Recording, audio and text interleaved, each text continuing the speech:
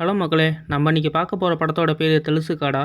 படத்தோட ஆரம்பத்தில் காதல் தோல்வியில் இருக்க நம்ம ஹீரோ இனி லவ்வே பண்ணக்கூடாது, அப்படி பண்ணாலும் நம்ம கண்ட்ரோல் நம்மக்கிட்ட இருக்குன்னு முடிவெடுக்கிறான். இவன் பேர் வருண். இவனுக்கு அப்பா அம்மா கிடையாது, சின்ன வயசுல இறந்துட்டாங்க. இவன் சொந்தக்காரங்க வீட்டில் தான் வளர்ந்தான். இப்போ சொந்தமாக ரெஸ்டாரண்ட் வச்சு பொழப்பு ஓட்டிட்டு இருக்கான். ஆள் எல்லாத்துலேயுமே பர்ஃபெக்டாக இருக்குன்னு எதிர்பார்ப்பான். இப்படி இருக்க ஆளுக்கு வரன் பார்த்துட்டு இருக்காங்க.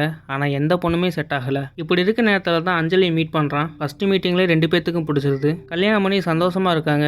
ஆனால் அவங்க சந்தோஷத்துக்கு முட்டுக்கட்டு போடுற மாதிரி அஞ்சலியால் குழந்தை பெற்றுக்க முடியாதுன்ற விஷயம் தெரிய வருது. இதை கேட்ட அவ எல்லாரும் என்னை குழந்தை பெற்றுக்க முடியாத மால்டின்னு சொல்ல போறாங்கன்னு வருந்துறா. அனாதையா வளர்ந்து தனக்குன்னு ஒரு ஃபேமிலி குழந்தை குட்டின்னு சந்தோஷமா வாழணும்னு ஆசைப்பட்டு கல்யாணம் பண்ண நம்ம ஹீரோ யாருக்கும் பயப்படாத, இதை பத்தி யாராச்சும் கேட்டா பிரச்சனை ஏன்ட்ட இருக்குன்னு சொல்லுன்னு சொல்லி சமாதானப்படுத்துறான். ஆனா அஞ்சலிக்கு தெரியும் வருணுக்கு குழந்தை எவ்வளவு இம்பார்ட்டன்ட்னு. ஸோ வாடகை தாய் மூலயமா குழந்தை பெற்றுக்கலான்னு முடிவெடுத்து ஹாஸ்பிட்டலுக்கு போய் டாக்டரை கன்சல்ட் பண்றாங்க. இதை சீக்கிரட்டா வருணுக்கு தெரியாம பண்ணிட்டு இருக்காங்க. ஆனா நம்ம ஹீரோக்கு எல்லாமே தெரியும். இவங்க என்ன பண்றாங்க, யாரை பார்க்குறாங்க, எதுக்காக பார்க்குறாங்கன்னு அக்கு வேற தெரிஞ்சு வச்சிருப்பாரு.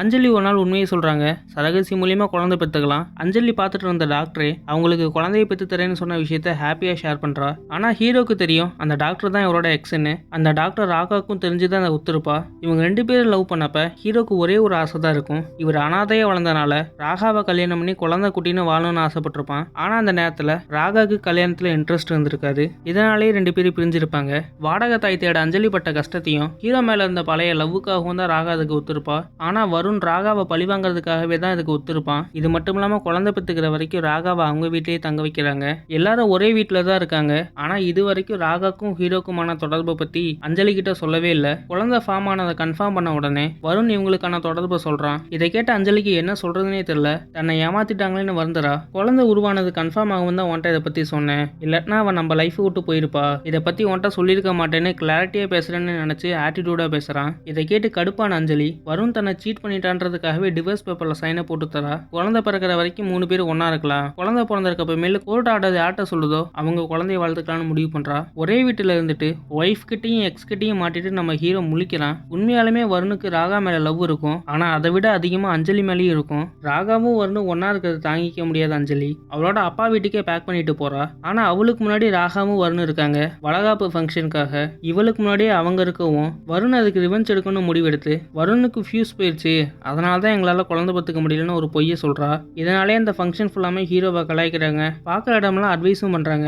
ஏன் இப்படி சொன்னேன்னு கேட்டதுக்கு நீ தானே யாராச்சும் இதை பத்தி கேட்டா வாங்கிட்ட தான் பிரச்சனைன்னு சொல்ல சொன்னு மாத்தி விட்டுறாங்க. வருண் கிட்ட பிரச்சனை இல்லாட்டினாலும் எல்லாரும் சொல்றத பொறுமையா கேட்டுட்டு இருக்கான். இப்படி இருக்க நேரத்துல ராகா அஞ்சலிட்ட இன்னும் ஒரு உண்மையை சொல்றா. வருணால இவ பிரெக்னென்ட் ஆனதும் அந்த குழந்தை வேணான்னு அவனுக்கு சொல்லாமலே கலைச்சதையும் சொல்றா. இதை கேட்டதும் மண்டை சூடாகியதான் அஞ்சலி. இந்த உண்மையை ஏன் என்கிட்ட இருந்து மறைச்சேன்னு எல்லாத்துக்கும் முன்னாடி கத்துறா. இவ சொன்னது என்னை மால்டின்னு குத்தி காட்டுற மாதிரியே இருக்குதுன்னு ரொம்ப ஹார்ஷா பேசுறா. இதெல்லாம் பழைய விஷயம், அது எதுக்கு இப்ப பேசிட்டு இருக்க, அது பாஸ்ட், அவ்வளவுதான். நான் ராகாவை லவ் பண்ணதான், ஆனா அவளை விட இப்போ உன்னை தான் லவ் பண்றேன். நீ தான் என் உயிர் உலகம்னு புரிய வைக்க ட்ரை பண்றான். ஆனா அதை புரிஞ்சுக்காம அங்கிருந்து போயிடுறா. வருணுக்காக தான் இந்த சரகசிக்கு நான் ஒத்துக்கிட்டேன். ஆனா என் நோக்கம் உங்களை பிரிக்கிறது இல்ல. நான் தெரியாம வருணை பிரிஞ்சு தப்பு பண்ணிட்டேன். நீயும் அந்த தப்பை பண்ணிடாத. இல்ல டிவோர்ஸ் தான் கொடுப்பேன்னு சொன்னா நீ கொடுத்துடு. மறுபடியும் பேச்சப் ஆக சான்ஸ் கிடைச்சா நான் வருணை விட மாட்டேன்னு ராகா சொல்ல அஞ்சலியோட முகம் மாறுது. சும்மா தான் சொன்னேன், நான் பண்ண தப்பா நீயும் பண்ணிடாதன்னு ராகா சொல்றா. இதோட அவ பாட்டியும் ஒரு ஆம்பளை இல்லைன்னு எல்லாத்துக்கும் முன்னாடி ஒத்துக்கிறது சாதாரண விஷயம் இல்ல. இவ்வளவு நாள் 2 பேரும் ஒரே வீட்டுல தான் இருந்தாங்க. ஆனா தப்பு எதுவுமே நடக்கல, நீயே புரிஞ்சுக்கோன்னு பாட்டி சொல்ல அஞ்சலியும் மணந்திருந்தரா. குழந்தையும் நல்லபடியா பிறக்குது. ராகா அதோட இவங்க குடும்பத்தை விட்டு போயிடுறா. ராகாவோட இன்னொரு ஆசை லவ் ஸ்டோரி எழுதணுன்றது தான். இந்த கதையை ஸ்டோரியா எழுதி பப்ளிஷ் பண்றா. மக்கள் கிட்ட நல்ல வரவேற்பும் கிடைக்கிற மாதிரி இந்த கதையை முடிச்சிருக்காங்க. இந்த மாதிரி படத்தை ஷார்ட் அண்ட் ஸ்வீட்டா பார்க்க நம்ம சேனலை சப்ஸ்கிரைப் பண்ணிக்கோங்க. இதே மாதிரி நல்ல படத்தோட அடுத்த வீடியோல பார்க்கலாம். Bye bye.